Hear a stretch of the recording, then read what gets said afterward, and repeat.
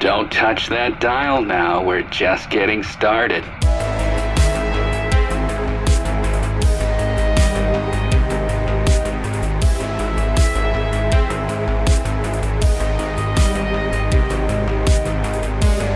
Monsters. Guess after this there'll be one less to worry about. They are an interesting aspect to the gaming world. After all, you need monsters in order for your character to overcome and to fight against. Depending on the type of game, obviously. Monsters have been a part of the gaming world ever since it came out. From the simple Goombas that walk back and forth, menacingly, to the iconic monsters of the Silent Hill series. Monsters will always have a place in gaming, and hopefully will keep being a part of the medium for years to come. So today I figured we'd take some time, talk about some monsters in games and how to make them right and how to make them wrong. Happy Halloween, everyone! I'm MangaKamen, and let's begin. Spoilers for the following games.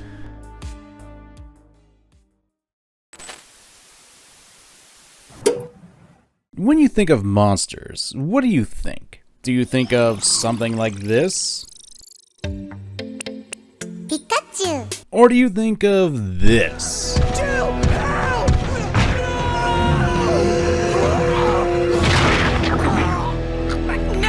Because technically speaking, both of these are monsters. One just happens to be an electric rodent and the other is a bioweapon designed to kill people.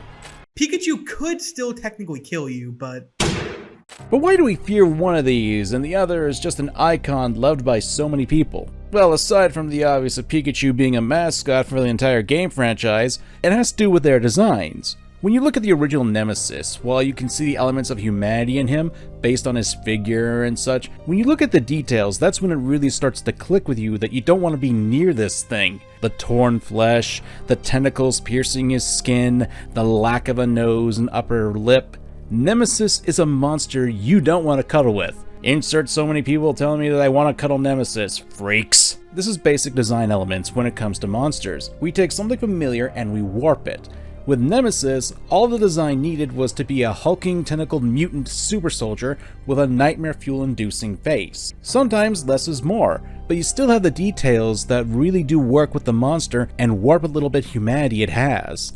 Even the outfit makes sense since you have to remember that Nemesis is a prototype bioweapon, and the outfit not only provides additional protection and helps prevent the big guy from evolving out of control, the outfit can actually make sense in an urban setting since it's something you could see in the city on a regular person. What I'm getting at here, an effective monster knows how to play with its bases, but at the same time be creepy enough that it can still fear or an unsettling appearance, because when you want to have a monster be memorable, this is the way to do it. Despite of all the details you can see, Nemesis does have a more compact design. It also works with the fact that it plays in the Nemesis personality. Yes, personality.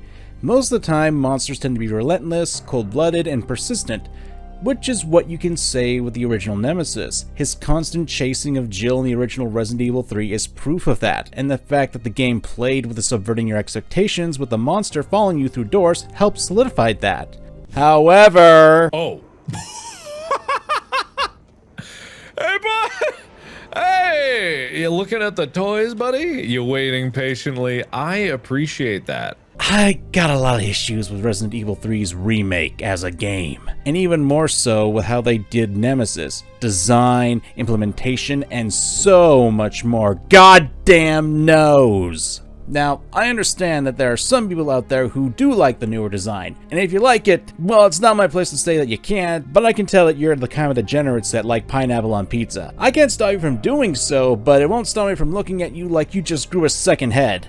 That being said, I've already ranted my issues with Nemesis and how he was ruined in a whole-on video, which surprisingly people liked. So if you haven't seen it, I suggest you do, cause I like to think that it's a good video. But to bring up something that I think would explain why I believe the new version of Nemesis fails is his personality. Yeah, who would have thought a guy like this would have a personality? In the original, Nemesis was more of a force of nature, with one goal on his mind, and that was to kill Jill, eliminating anyone who got in his way. He would be relentless and charge against you. Now, there are times in gameplay where Nemesis would have his tentacles around Jill and would eventually try to attack her, even going so far as to throw her to the ground, but he would still try to attack her immediately afterwards and he was more focused. However, the new Nemesis seems to have more of a villain complex, as there are times where he will have his hands on Jill and not really do anything. He could have easily snapped Jill's neck when he has her in her apartment, or when she's climbing up a ladder before we have the Nemesis flamethrower fight. This is an attempt to make this monster look all the more intimidating.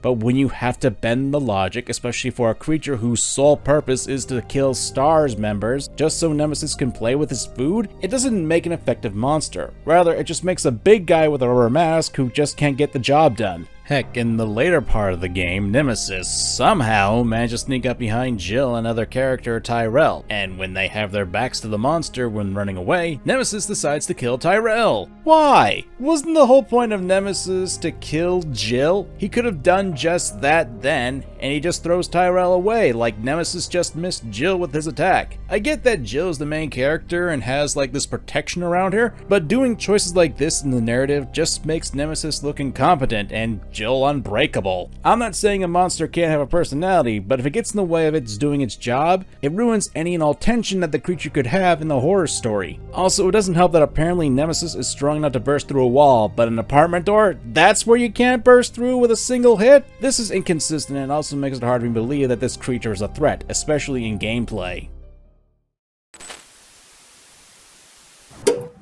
Metroid.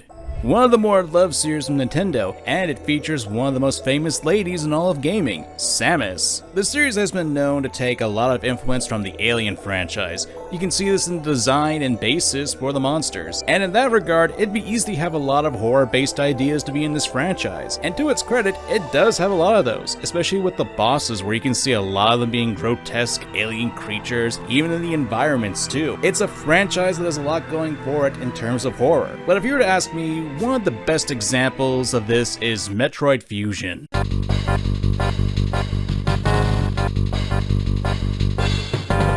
The game came out over 2 decades ago, and just saying it, I feel like an old man with one foot in the grave. But it was a great game for the Game Boy Advance, just ask the people in the cemetery. And if my memory hasn't gone to hell yet, I believe you can pick this game up on the Switch. Granted, you have to buy the online expansion pack, so pick your poison there, folks. The game basically has a lot of horror elements to it. Starting the game, we're treated to Samus being infected by an odd alien life form, and then that's the shortest game I've ever played. No, in actuality, Samus gets put under the knife to have her armor surgically removed, and then she's tasked to investigate a mysterious explosion at the Biologic Space Laboratories Station, where you quickly learn that there's an infestation of a mysterious ancient life form, the X. Jesus Christ! No, not that X. These parasites have the ability to absorb organic material, living or dead, and also have the ability to replicate an organism's memories and abilities. I'm sure most people are well aware of what we're talking about with this section, the SAX.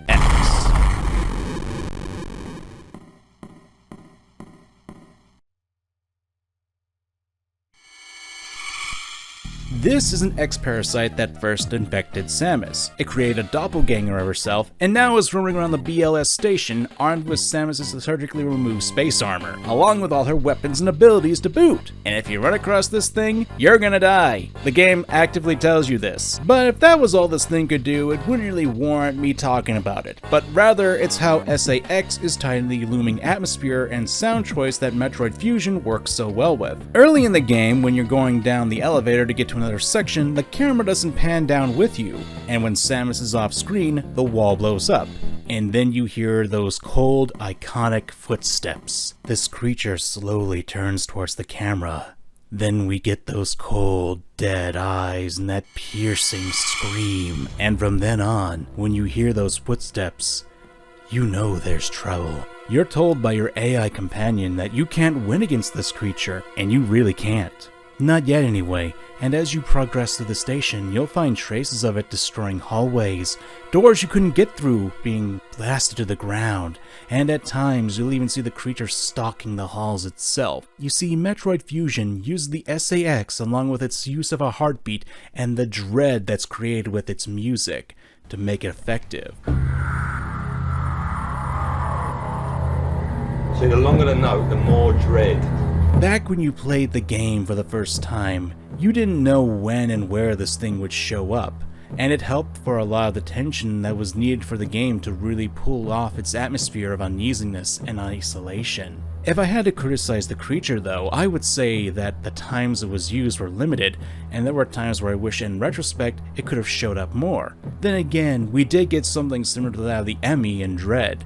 But to me, they just don't have the same kind of impact that SAX did, not only because I think they were more limited to where they could be, as they had specific locations where only they could roam, but the concept wasn't all that scary to me. You have essentially an evil clone chasing after you that can beat you down, and then you got robots. I fully admit that this is a personal preference. Then again, this entire video is a personal preference, so what were you expecting here? I know a lot of people fear the Emmy more than SAX. They both have their strengths and weaknesses, but to me, they both manage to do their job really well. It's just how they accomplish their jobs differently, and in my opinion, I think SAX does a much better use with its tone, as well as the isolation aspects that Fusion gives it.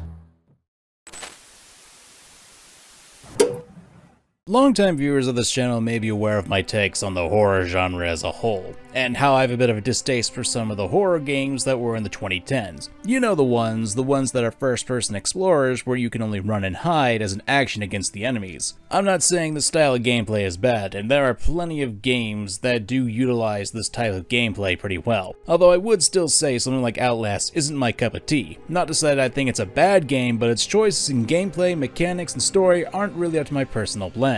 Heck, me bringing up the variants in Outlast in a video about monsters is already pushing some of the boundaries, and I'm pretty sure I'm gonna ruffle some feathers in the comments. But I've always stated that humans can be monsters too, and like I've said in an earlier section of this very video, that the closer something is to a human shape yet distorted, it can also be terrifying. With all that being said, let's talk about this guy. Little pig.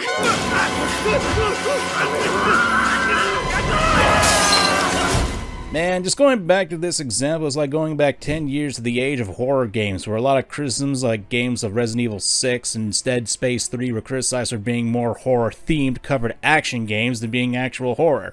Outlast was a you had to be there game, as back in the day it was a breath of fresh air with its honestly interesting idea of horror, with a great use of darkness and use of the camera to see in the night. The same could be said with Chris Walker. He's got a disturbing design with a bloated yet somewhat muscular frame, a face not even a mother could love, and enough blood that it looks like he tried to go for a Nemesis cosplay but got scammed for half his budget and decided to just go cut off his own nose. I joke, but design-wise, Chris Walker does seem to have an effective monster design, especially when you're considering playing one of the wimpiest characters in all of horror games. He used to be a military policeman before becoming a Murkoff employee, working as a security officer at the Spindletop Psychotherapy Clinic. Before his psyche broke, he killed 3 inmates. Then he was brought to Mount Massive Asylum. With his backstory, setting, and design, Chris Walker is poised to become a pretty effective monster in the game. Hell, when he does kill you, he lifts you up by your neck and pulls your body so hard it rips from your head. And here's the part where Kamen has to be negative.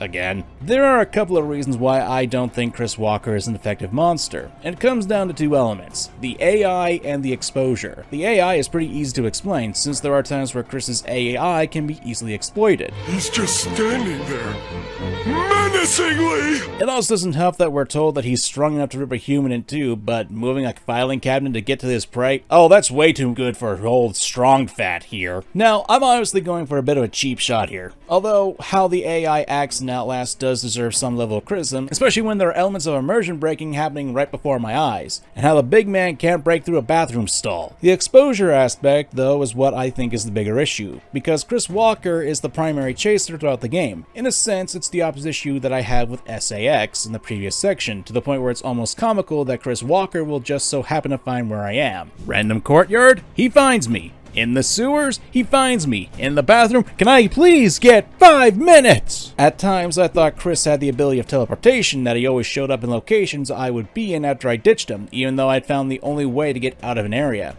How'd he do that? It's a case of overexposure of the monster. And when locked in with the times where you can break Chris's AI to the point where he's looking directly at me, but apparently forgot his reading glasses, that he doesn't come for me, it takes away the fear factor, and Chris just becomes a clunky obstacle. And here's the fun part. There's actually a monstrous character who stands out more because of Chris's constant exposure. Traeger. You know, I love the mountain air up here at night. You want to head out and take a stroll? Go ahead, I'll wait here. Go on, run free. I'm in no hurry. No? All right. Nose to the grindstone, I like that. Okay then, right this way. The good pantsless doctor really only has one segment where you're exposed to him, and he tends to be a lot more memorable than Chris Walker, at least from what I've seen. It comes with the fact that he's a bit of a jokester, actually leaves an impression because he ultimately disfigures you, and his design is almost a parallel opposite from Chris. Traeger stands out as a hell of a lot more. It's almost like you're looking at a black screen. You see this one bright dot in the corner of it, and your eye just goes to it because it stands out a lot more. Granted, that's how it looked to me when I came back to play this game, and there's an old saying, the more you're exposed to something, the more you get comfortable with it. So the more they were exposed to Chris Walker, the more we get used to him. And when you're used to something, its scare factor begins to dwindle, especially when there aren't any actual changes to the monster in question. In this section, I'm going to be a bit more general with the subject matter since we're talking about a subsect of monsters in horror games, namely the corruption of an innocent aspect of childhood. You should know I don't really have a high opinion on mascot horror games, Garten of Bonbon, Poppy's Playtime, even some of the more quote-unquote respectable ones like Five Nights at Freddy's or Bendy and the Ink Machine. I haven't been a huge fan of these franchises, mainly because there's a lot of issues with them that I've explained in at least 3 different videos. But ultimately, when it comes to the monsters in the games I listed, I don't find them scary, like, at all. Now, I'm not saying that elements aren't there. The Ink Demon or Beast Bendy from Bendy's latest game does at least have a creepy design to it. However, when you're playing the Dark Revival, the game warns you of the Ink Demon coming. You didn't let me get what? Oh, good. The Ink Demon is coming!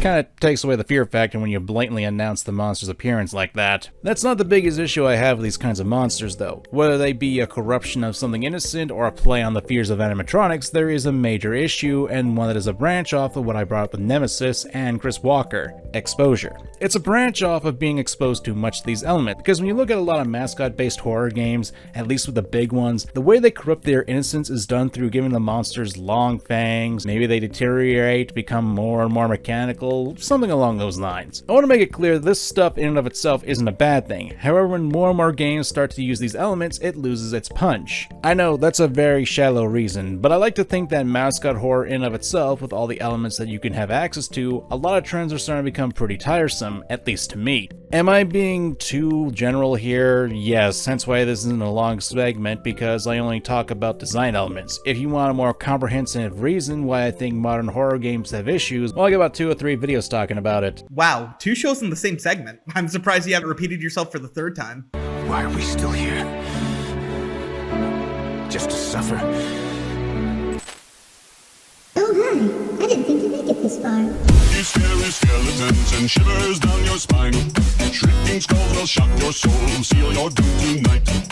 In all honesty, I should be slapped across the face for not talking about this game sooner, because one of the best aspects of it are the specimens. If you're not familiar with Spooky's House of Jump Scares, it's a first-person free roamer game where the goal is to get through the 1,000 rooms of the mansion that you've entered. The game has a cute cover, and the jump scares at the beginning lull you into a false sense of, oh, this game is totally not going to be bad at all. Then it just yanks the rug right underneath you. Each of the specimens all have their unique takes to them, and I'm not just talking about the designs, but also how they operate. Let's start with Specimen 6, the Merchant. Ask any kid from the N64 era. This space should be awfully familiar. My mask. You did get it back, didn't you?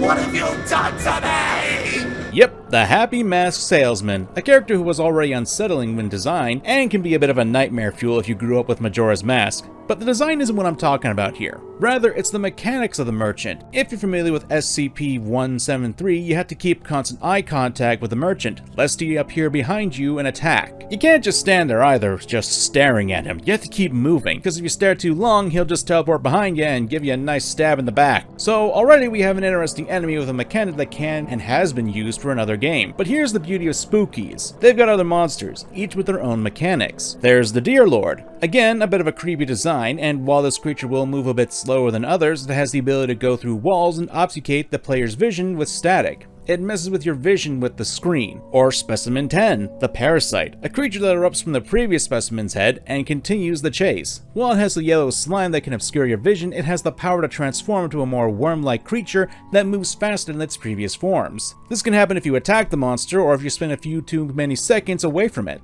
and the second form can easily catch up with you even when you're sprinting. Now, I could go over every monster in this game and how I think they managed to do a great job of having their own unique blend of mechanics and design elements that make them stand out from each other and from other games, but that just get repetitive and annoying, and I've already tanked my watch time already. But when I see these creatures as well as how they operate, these are how I like to see other monsters in games like this. They have the unique personalities, but they can also be scary in and of themselves, and while they can have similar abilities, they still manage to be different. Each monster has its own feel to it, and it certainly makes all the more scary since none of them are going to be the exact same, and how you deal with them keeps the players on their toes. Of course, there's another franchise that I think does this really well, and it also does it better.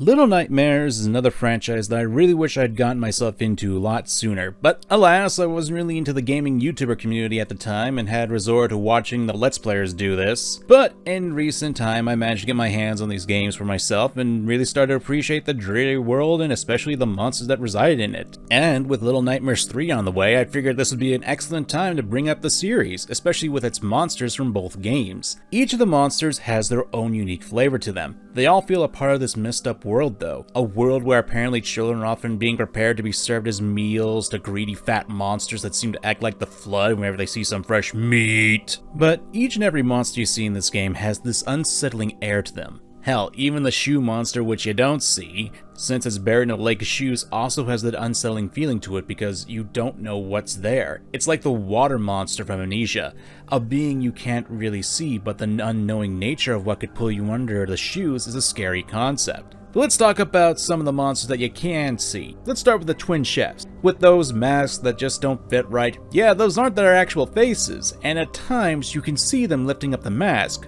but a disfigurement really disturbs you. How they waddle about their kitchen, and when they see you, they screech and begin to chase after you. Or how about the doctor from the second game, along with his patients? This monster is a huge man with the ability to crawl on the walls and ceiling and turn his patients into mannequins, which are just as creepy if not more so since they can only move in the darkness. So if you move your light off them, they can gang up on you pretty quickly, and there's a lot of them. Man, talk about malpractice. I am a surgeon! Then there's the teacher. The beady eyes, the crooked smile. Oh, and can't forget the neck that seems to go on for miles. Then there's also the lore that's given to the teacher. Throughout the school in the second game, we learn what she does in her spare time, like tying up children to torture them, chaining them up to the walls, and even murdering kids. Of course, there's also the janitor, one of the more iconic monsters of the series. His long, stringy arms can grab others from long distances away and anyone hiding in high places. He can also use those disturbing limbs of his to move around rather easily, making a lot more mobile than his stumpy little legs can carry him. He's blind to the skin drooping over his eyes, but that doesn't mean he can't find you. The guy has a strong enough sense of smell that it doesn't seem to matter, and his long arms allow him to feel around quickly and easily. If you're hiding, nothing is scarier than those long arms reaching at you. This is also not mentioning that in comparison to all these monsters,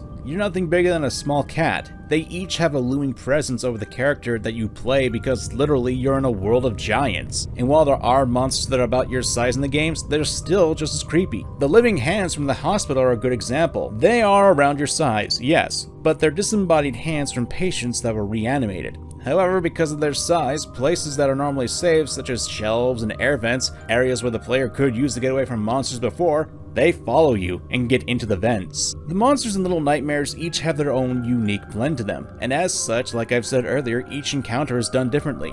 One other aspect that I think needs to be addressed is also location of the monsters as well. Because when you're making a monster, you need to think about where you're going to put it in the environment. You're not going to expect an ice-based monster in a volcano, it just wouldn't work. However, with the claustrophobic design that Little Nightmares often uses for its monsters, as well as the clutter that forces them to move around to catch you, it works to the game's advantage, since each monster can move around the environments in unique ways, whether it be climbing on the walls, being under shoes, or using their gangly limbs to follow you around. The monsters in the environments work hand in hand to help deliver a terrifying experience that, for a first-timer, they're not going to know what to expect, which is great for horror games. It adds a bit more variety to the encounters throughout the games and makes it all the more memorable.